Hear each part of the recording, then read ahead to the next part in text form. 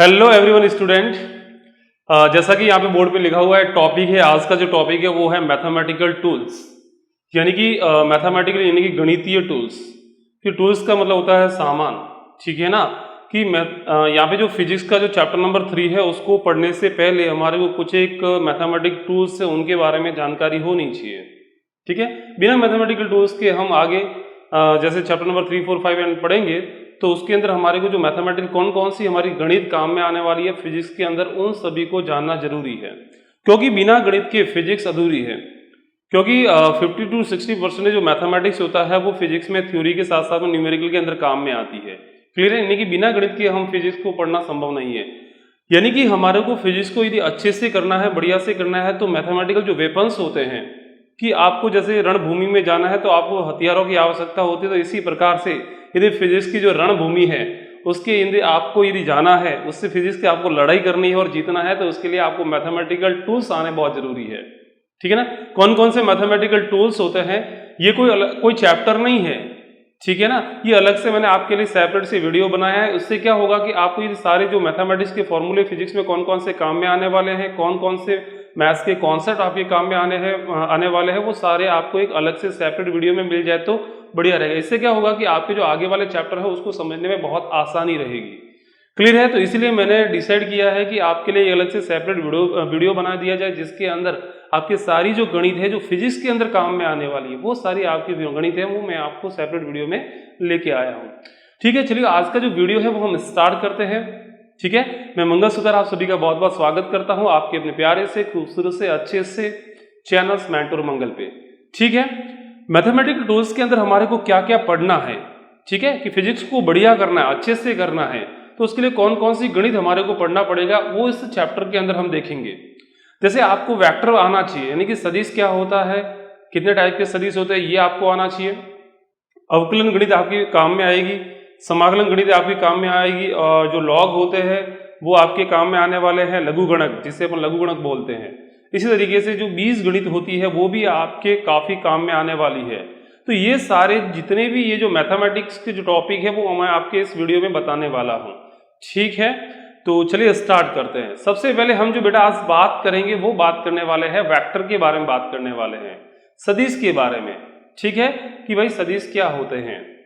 यानी कि हम जब भौतिक राशियों की बात करें कि भौतिक राशियों को कितने भागों में बांटा गया है, ठीक है। जब हम भौतिक राशियों की बात करें तो दिशा के आधार पर भौतिक राशियों को दो भागों में बांटा गया। दिशा के आधार पे, दिशा के आधार पर राशियों का वर्गीकरण, राशियों का वर्गीकरण, ठीक है बेटा। On the basis of direction type of physical quantity, ये कितने टाइप की होती है। हम राशियों के आधार पे देखिए तो जो भौतिक राशियां होती है वो दो टाइप की होती है, ठीक है। एक तो होती है अदिश राशि, एक तो बेटा होती है अदिश राशि जिसे इंग्लिश में बोला जाता है स्केलर क्वांटिटी।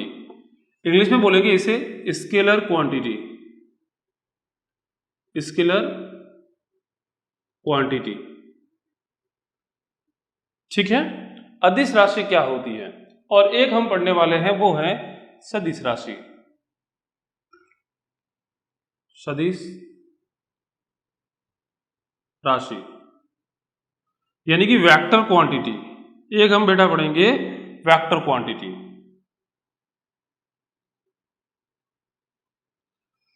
अब अदिश राशि क्या होती है बेटा, देखिए नाम में आंसर है अदिश, यानी कि जिनकी कोई डायरेक्शन नहीं हो, यानी कि ऐसी भौतिक राशियां जिनको व्यक्त करने के लिए किसी दिशा की आवश्यकता नहीं होती है, ठीक है ना। किसी भी भौतिक राशि को प्रदर्शित करने के लिए यदि केवल परिमाण की आवश्यकता होती है, दिशा की आवश्यकता नहीं होती है, उन सभी राशियों को बोला जाता है अदिश राशि कहते हैं। जैसे एग्जांपल से इस चीज को समझ सकते हैं। जैसे मैं कहता हूं कि इस कमरे का टेम्परेचर कितना है बेटा, तो आप क्या बोलोगे इस कमरे का जो टेम्परेचर है वो जैसे फॉर एग्जांपल 25 डिग्री सेंटीग्रेड है, ठीक है ना, 25 डिग्री सेंटीग्रेड है। किसी बच्चे से मैंने किसी लाला से पूछा कि भाई लाला बता इस कमरे का टेम्परेचर कितना है, तो लाला ने मेरे को बोला कि सर इस कमरे का जो टेम्परेचर वो 25 डिग्री सेंटीग्रेड है। अब यहां पर बात आई क्या डायरेक्शन की आवश्यकता पड़ी क्या, ऐसा तो वो बोलेगा नहीं कि सर आप कौन सी डायरेक्शन में पूछ रहे हो, ये वाली डायरेक्शन की बात कर रहे हो या ये वाली डायरेक्शन, या ऊपर की या नीचे की बात कर रहे हो। यानी कि यहाँ पे टेम्परेचर को बताने के लिए, यानी कि ताप को बताने के लिए किसी दिशा की आवश्यकता नहीं पड़ रही है। हाँ, केवल परिमाण की आवश्यकता है। परिमाण कितना है? 25 डिग्री सेंटीग्रेड का है। यानी कि हमारे को यहाँ पे किसी भौतिक राशि को प्रदर्शित करने के लिए केवल परिमाण की आवश्यकता होती है, दिशा की आवश्यकता नहीं होती है। तो all those quantities are called scalar quantity. इन सभी भौतिक राशियों को बोला जाता है अदिश राशि कहते हैं। क्लियर है? सिंपल सा है। यानी कि अदिश राशि की डेफिनेशन पूछा जाए आपसे, अदिश राशि की डेफिनेशन हम सबसे पहले बात करेंगे। अदिश राशि आपसे पूछा जाए कि अदिश राशि की डेफिनेशन क्या होती है, यानी कि जिनको व्यक्त करने के लिए केवल परिमाण की आवश्यकता हो, जिनको व्यक्त करने के लिए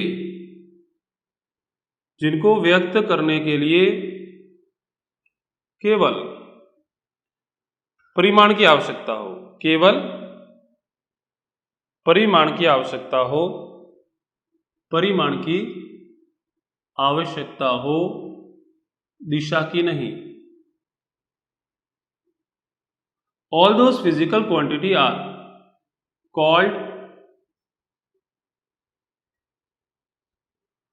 अदिश राशियां कहलाती हैं। अदिश राशियां कहलाती हैं। ठीक है, अदिश राशियां कहलाती हैं। जैसे एग्जाम्पल की अपन बात करें, जैसे मैंने पूछा कि मेरा भाई यहाँ पे जो द्रव्यमान कितना है, किसी बच्चे से मैंने पूछा कि इस मार्कर का द्रव्यमान कितना है, वो बोलेगा सर इसका जो द्रव्यमान है वो 500 ग्राम है। क्या यहाँ पे इसका द्रव्यमान को प्रदर्शित करने के लिए डायरेक्शन की आवश्यकता पड़ेगी क्या? नहीं पड़ेगी। ऐसा तो बोलेंगे नहीं सर ऊपर की डायरेक्शन में द्रव्यमान कितना, नीचे कितना है ना, ये तो फिर बेवकूफ वाली बात हो जाएगी। यानी कि यहाँ पे डायरेक्शन बताने की आवश्यकता नहीं है द्रव्यमान को व्यक्त करने के लिए। जैसे मैं बोलूँ कि इस कमरे का आयतन कितना है, तो उसको भी डिपेंड करने के लिए आपको किसी डायरेक्शन की आवश्यकता नहीं है। यानी कि ये सारी भौतिक राशियां क्या हो जाएगी? अदिश राशियां हो जाएगी। ठीक है, तो अपन एग्जाम्पल लिख सकते हैं। इसके एग्जाम्पल की बात करते हैं। जैसे अपन बात करें द्रव्यमान हुआ,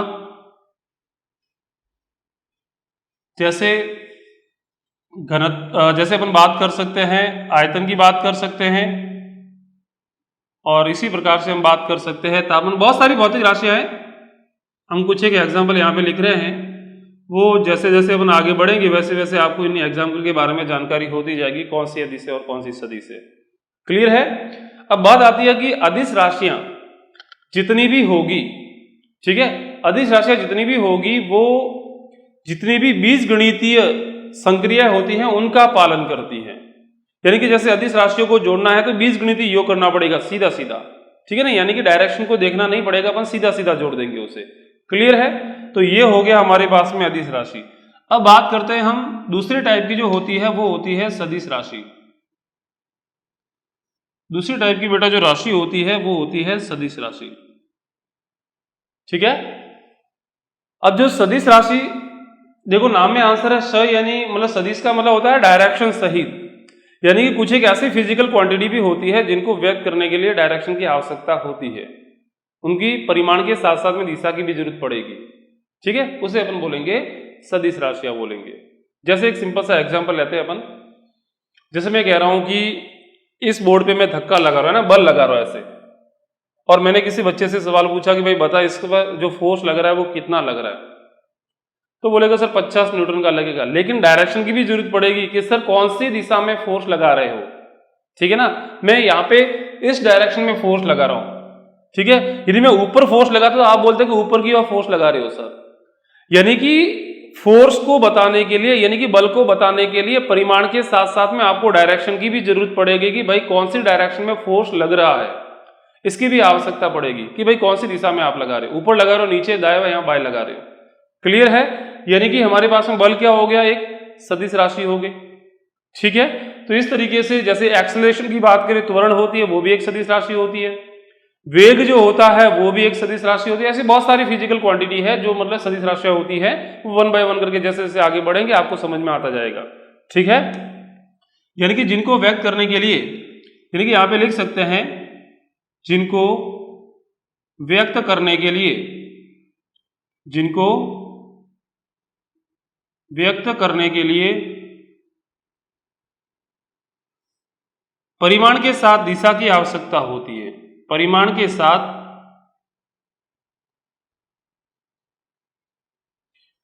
साथ दिशा की भी आवश्यकता होती है।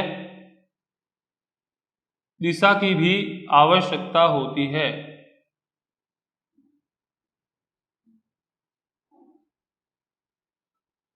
All those physical quantities are called vector quantity. उन सभी को बोला जाता है सदिश राशियां कहते हैं। क्लियर है? यहां पे अपन एग्जांपल लिख सकते हैं इनके, बहुत सारे एग्जांपल है वैसे। जैसे अपन बात करें बल की बात करें, त्वरण की बात करें, वेग की बात करें, एक्सेट्रा। ठीक है, ऐसे बहुत सारे एग्जांपल है। क्लियर है? अब ये सदिश राशियां होती हैं, उनको किस तरीके से प्रदर्शित किया जाता है उनको हम पढ़ने वाले हैं। ठीक है, कुछ एक ऐसे भी फिजिकल क्वांटिटी होती है जो मतलब सदिश नियमों का पालन नहीं कर। अदिश राशियां तो होती है, मतलब दिखने में कैसी होती है, सदिश के जैसी होती है, लेकिन सदिश नियमों का पालन नहीं करती है। ये वाली सदिश राशियां क्या होगी, जितने भी सदिश के जो नियम होंगे उन सदिश नियमों का पालन करेगी। क्लियर है? जैसे अपन विद्युत धारा की बात करें, विद्युत धारा क्या होती है, दिखने में आपको ऐसा दिखता है कि उसकी एक डायरेक्शन भी होती है, लेकिन अपन बात करें सदिश नियमों का तो वो सदिश नियमों का पालन नहीं करती है। यानी कि अपन विद्युत धारा को कह सकते हैं, एक ऐसी राशि कह सकते हैं जो मतलब अदिश राशि में उसको लिखा जाता है, क्योंकि वो सदिश नियमों का पालन नहीं करती है। ठीक है, आगे जो बेटा अपन पढ़ेंगे वो है कि भाई सदिश राशियों का प्रदर्शन किस तरीके से किया जाता है, उनके बारे में हम देखने वाले हैं। सदिश राशियों का जो प्रदर्शन होता है वो किस तरीके से सदिश राशियों को प्रदर्शित किया जाता है। सदिश राशियों का प्रदर्शन किस तरीके से रिप्रेजेंट किया जाता है उनको देखेंगे अपन। पहला देखेंगे अपन जियोग्राफिकल, ठीक है ना, मतलब ग्राफिकल मेथड देखेंगे अपन, ग्राफीय निरूपण, कि किसी भी सदिश को किस तरीके से निरूपित किया जाता है ग्राफ के अंदर, उसको हम देखेंगे।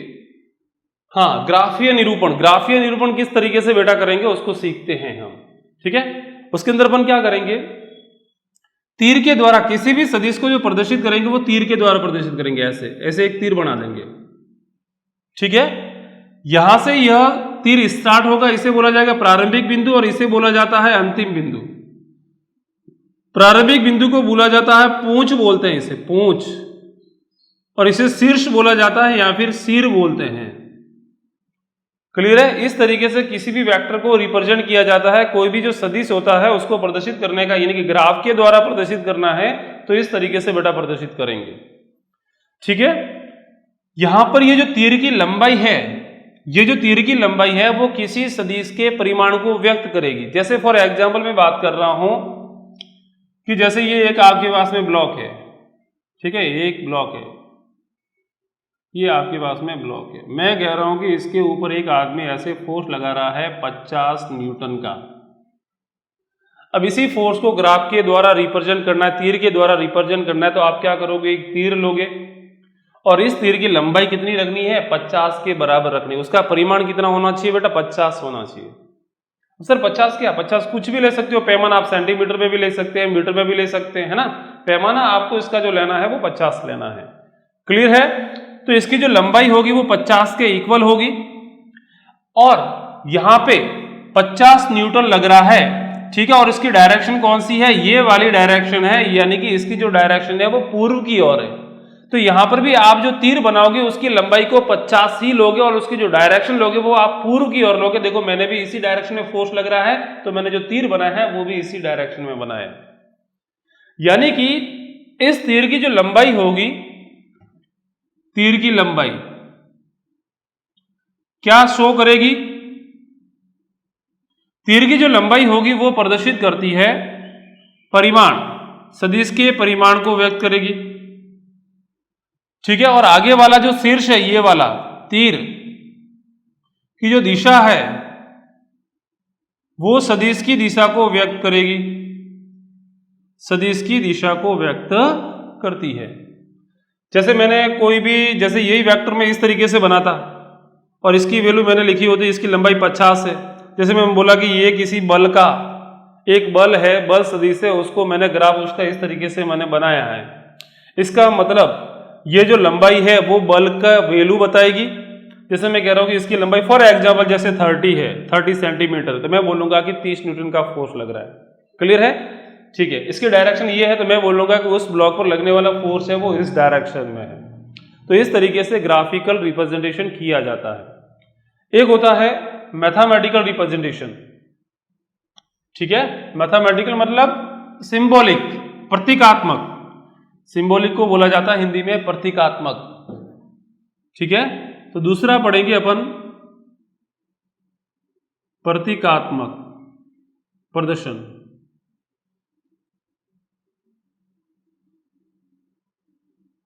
प्रतीकात्मक प्रदर्शन।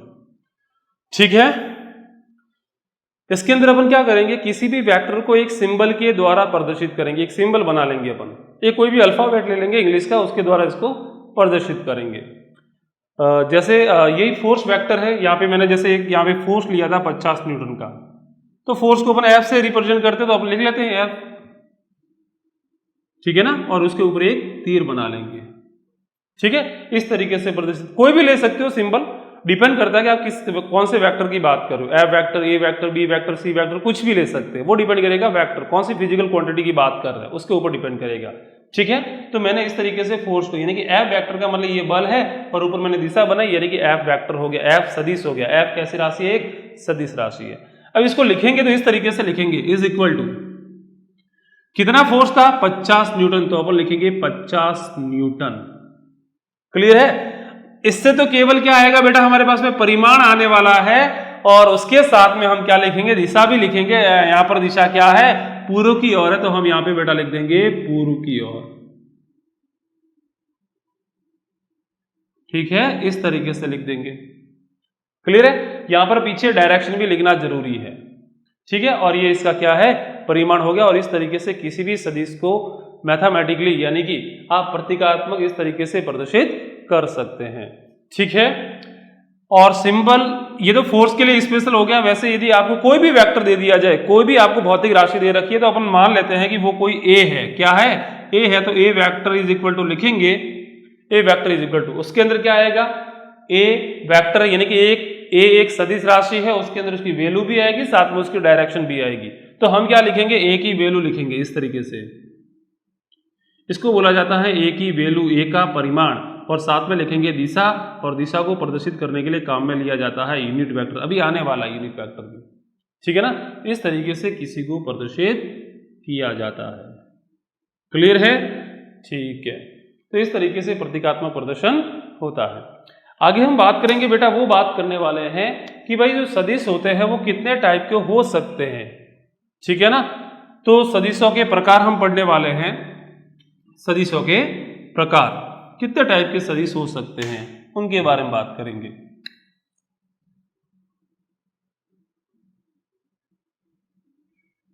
सदिशों के प्रकार, टाइप्स ऑफ वेक्टर, और उसके अंदर जो पहला वेक्टर का टाइप पढ़ेंगे वो पढ़ेंगे अपन समान सदिश। पहला जो पढ़ेंगे वो पढ़ेंगे बेटा समान सदिश। समान सदिश का मतलब क्या हुआ कि हमारे पास में 2, 3, 4 ऐसे वेक्टर है जिनकी दिशा भी सेम है और उनका परिमाण भी सेम है, उन सभी को बोला जाता है समान सदिश बोलेंगे। जैसे फॉर एग्जाम्पल मेरे पास में 2 वेक्टर है, एक वेक्टर देखो, एक मेरे पास में ये वेक्टर है, सदिश राशि ऐसी है, और दूसरी भी सदिश राशि ये है। मैं बोलूं कि दोनों की दिशा देखो सेम है, दोनों की लंबाई भी क्या है? बराबर है, यानी कि दोनों सदिश क्या है? परिमाण में भी बराबर है, दिशा में भी बराबर है, तो इन दोनों को आपस में बोला जाएगा समान सदिश बोलेंगे। ये दोनों सदिश कैसे हो जाएंगे? समान सदिश हो जाएंगे। ठीक है, इसी तरीके से बेटा एक होता है असमान सदिश। असमान सदिश, देखो नाम में आंसर है असमान सदिश। ऐसे मतलब 2, 3 भी हो सकते हैं, जैसे एक मैंने यहाँ पे बनाया, तो ये तीनों आपस में क्या कहलाएंगे? समान सदिश कहलाएंगे। ठीक है ना, कितने भी हो सकते हैं, ऐसा जरूरी नहीं कि 2 ही हो। असमान सदिश, असमान सदिश का मतलब ये होता है ऐसे हमारे पास में सदिश हो जिनका या तो परिमाण अलग अलग हो, या फिर उनकी दिशा अलग अलग हो, या फिर दोनों ही अलग अलग हो। उसे अपन क्या बोलेंगे, असमान सदिश बोलेंगे। कैसे, देखो एक सदिश मैंने ऐसे बना लिया और दूसरा सदिश मैंने ये एक और बना लिया। देखो दोनों की दिशा तो सेम है लेकिन दोनों का परिमाण अलग अलग है। मैंने क्या बोला, या तो परिमाण अलग हो जाए या फिर दोनों की दिशा अलग हो जाए या फिर दोनों ही अलग अलग हो, दिशा भी अलग है और परिमाण भी अलग है, तो भी उनको क्या बोलेंगे, असमान सदिश बोलेंगे। देखो अच्छे से बना लेते इस तरीके से। देखो दोनों की डायरेक्शन सेम है लेकिन दोनों का परिमाण अलग अलग है, तो इन दोनों को आपस में क्या बोलेंगे, असमान सदिश बोलेंगे। क्लियर है। एक हमारे पास में और है, जैसे मैंने एक ये बना लिया, एक सदिश ये है और एक सदिश हमारे पास में इस तरीके से है। देखो दोनों की मैंने लंबाई बराबर ले रखी है लेकिन दोनों की दिशा अलग अलग है, तो इन दोनों को भी आपस में क्या बोलेंगे, असमान सदिश बोलेंगे। क्लियर है। एक ऐसा कैसा अपने पास में और है, इसमें तो परिमाण भी अलग है और दिशा भी अलग है, यानी कि ये तो क्या है, असमान सदिश है। दिशा देखो दोनों की अलग अलग और परिमाण भी दोनों का अलग अलग है, इनको भी क्या बोलेंगे, असमान सदिश बोलेंगे। क्लियर है। ठीक है। तीसरा टाइप अपन देखेंगे वो है विपरीत सदिश। तीसरा जो बेटा टाइप पढ़ने वाले हैं वो है हमारा विपरीत सदिश।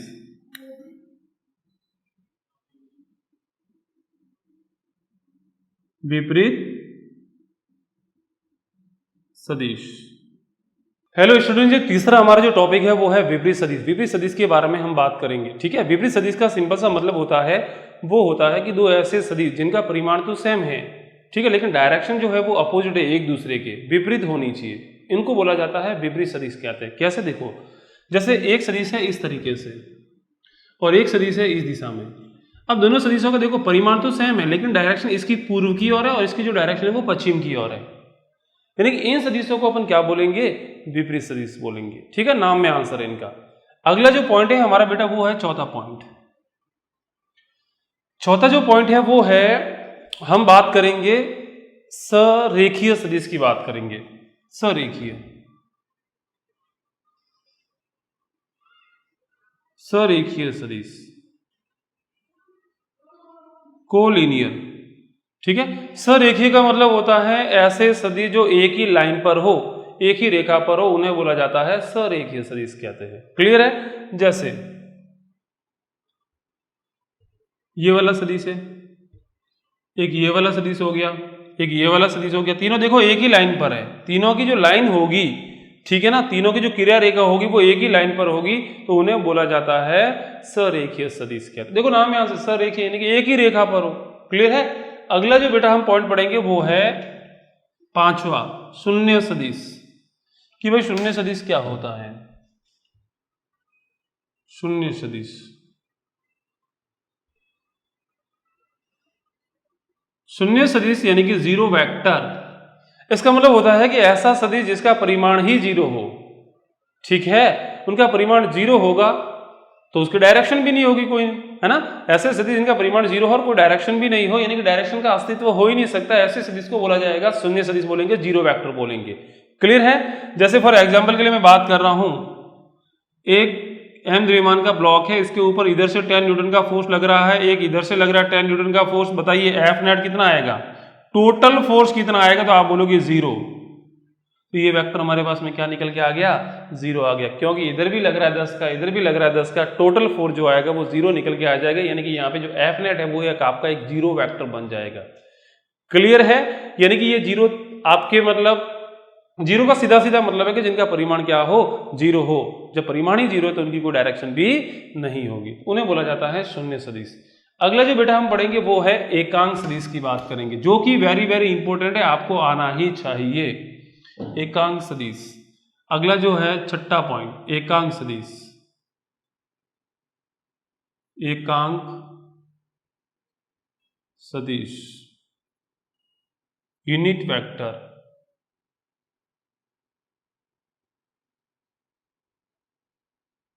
ठीक है। एकांक सदिश बहुत जगह ये तो बेटा काम आएगा ना, बार बार काम आएगा। एकांक सदिश का मतलब होता है एक ऐसा सदिश जिनका परिमाण एक हो, उसे अपन बोलेंगे एकांक सदिश बोलेंगे। ठीक है। अब डायरेक्शन तो होगी, सदिश है तो उसकी कोई ना कोई डायरेक्शन तो होगी, लेकिन उसका परिमाण कितना, यदि कोई भी एक ऐसा वेक्टर है आपके पास में जिसका परिमाण एक हो तो उसे अपन बोलेंगे एकांक सदिश बोलेंगे। इसको रिप्रेजेंट करने का तरीका क्या होता है, इसको इस तरीके से प्रदर्शित करेंगे, जैसे मेरे पास में कोई भी सदिश ए है, ठीक है, मेरे पास में कोई भी वेक्टर ए है, इसका परिमाण यदि 1 है तो मैं क्या बोलूंगा, इसको लिखने का तरीका इस तरीके से लिख सकते हैं, ए कैप करके एकांक सदिश को प्रदर्शित करने का तरीका है। टोपी यदि लगी हुई है इसके ऊपर, ये बेटा क्या है, टोपी। यदि टोपी लगी हुई तो समझ जाना कि ये एक एकांक सदिश है। एकांक सदिश का मतलब इस सदिश का परिमाण कितना है, 1 है, ठीक है, इसे बोलेंगे अपन एकांक सदिश, ठीक है। अब कोई भी जो सदिश होता है उसको रिप्रेजेंट करने का तरीका क्या होता है, इसका काम होता है, एकांक सदिश का जो काम होता है वो काम होता है डायरेक्शन बताना। एकांक सदिश का परिमाण 1, काम क्या इसका, डायरेक्शन बताने के लिए इसको काम में लिया जाता है। तो किसी भी सदिश को जो लिखने का तरीका बेटा होता है, जैसे मेरे पास में माना कोई सदिश ए है, माना कोई सदिश ए है,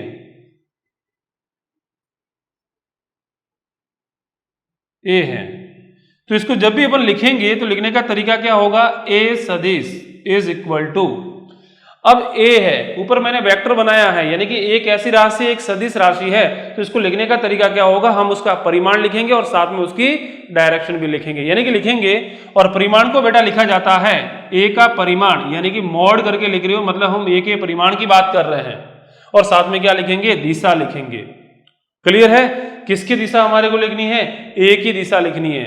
तो मैंने बोला है कि दिशा को बताने के लिए एकांक सदिश काम में लिया जाता है, यानी कि मैं यहाँ पे दिशा बताने के लिए किसको काम में लूंगा, इसी के ही एकांक सदिश को काम में लूंगा, यानी कि ए कैप करके लिखूंगा। और इस तरीके से किसी सदिश को लिखा जाता है, परिमाण लिखो साथ में इसकी दिशा लिखो। इसका काम होता है केवल दिशा बताने का, इसका परिमाण तो वैसे ही एक है, यानी कि इसके साथ में इसका मल्टीप्लाई होगा, कोई फर्क नहीं पड़ेगा।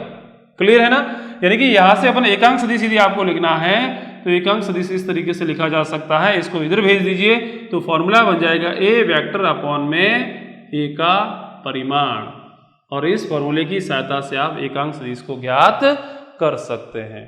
क्लियर है, जैसे मैं आपको एक सवाल दे रहा हूं वहां से इस चीज को अपन समझते हैं।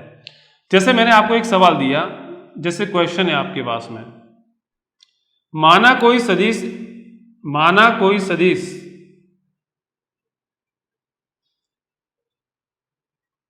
माना कोई सदिश ए सदिश बराबर आपको दिया गया है 3i cap plus 4j cap, तो इसका एकांक सदिश ज्ञात कीजिए। तो इसका एकांक सदिश ज्ञात कीजिए, तो इसका एकांक सदिश ज्ञात कीजिए। अब आपको फॉर्मूला बेटा ध्यान में होना चाहिए, एकांक सदिश ज्ञात करने का क्या फॉर्मूला होता है, एकांक सदिश निकालना है, यानी कि A cap is equal to A vector, यानी कि जो वेक्टर दिया है उसको ऐसा का ऐसा लिखो, 3i plus 4j cap upon में ए का परिमाण। परिमाण को अपन बेटा जो अगला जो लेक्चर होगा उसके अंदर हम सीखेंगे कि किस तरीके से हम परिमाण को ज्ञात करते हैं। अभी मैं आपको बता देता हूं कि जैसे मेरे को इसका परिमाण ज्ञात करना है, ये पूरा वेक्टर आपको दिया गया है, आपको इसका परिमाण ज्ञात करना है, तो परिमाण ज्ञात करने का फॉर्मूला होता है अंडर रूट, इसके साथ में जो होता है इसको बोला जाता है x, इसका स्क्वायर करते हैं, प्लस इसके साथ में जो लिखा होता है इसका स्क्वायर करते हैं, यानी कि यहां से जो आंसर निकल के आएगा बेटा वो निकल के आएगा 3 का स्क्वायर 9, 4 का स्क्वायर 16, 9 25, 25 का वर्गमूल लोगे तो 5, यानी कि इसका जो परिमाण बेटा निकल के आएगा वो परिमाण कितना निकल के आएगा, इसका 5 निकल के आएगा। और यही होता है एकांक सदिश। ये क्या आ गया बेटा, एकांक सदिश निकल के आ गया। इस तरीके से हम एकांक सदिश को ज्ञात करते हैं, ठीक है। एकांक सदिश का काम क्या, बार बार आप दिमाग में देखो, आपको ये पता होना चाहिए कि एकांक सदिश का काम क्या होता है, डायरेक्शन ज्ञात करना, ठीक है। तो हमने क्या किया है कि जो निर्देश तंत्र होता है, ठीक है, जो निर्देश तंत्र होता है, जैसे हमारे पास में कोई एक निर्देश तंत्र बेटा दिया गया है, ये वाला, ये x अक्ष है, ये y अक्ष है और ये वाला z अक्ष है। तो हमने क्या किया, डायरेक्शन को बताने के लिए हमने एक नाम दे दिए, एकांक सदिश के नाम दे दिए। यदि जहां कहीं पे भी हमारे पास में सदिश इस दिशा में दिया गया है, क्लियर है, यानी कि इस सदिश की जो दिशा है वो कौन सी दिशा है, आप बोलोगे x अक्ष के अनुदिश।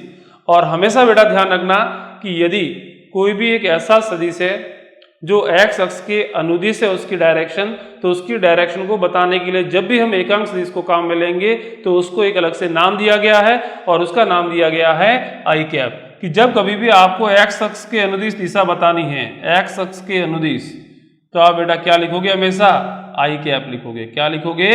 आई कैप। y अक्ष के अनुदिश बतानी है तो बेटा हमेशा क्या लिखोगे? जे कैप लिखोगे। इनके स्पेशल नाम दे दिया हमने, इसके अलावा कोई दूसरी डायरेक्शन है तो फिर वो अलग लिखेंगे अपन, ठीक है ना। और जेड अक्ष के अनुदिश यदि आपको डायरेक्शन को बताना है तो एकांक सदिश जो काम में लेंगे वो काम में लेंगे के कैप काम में लेने वाले हैं।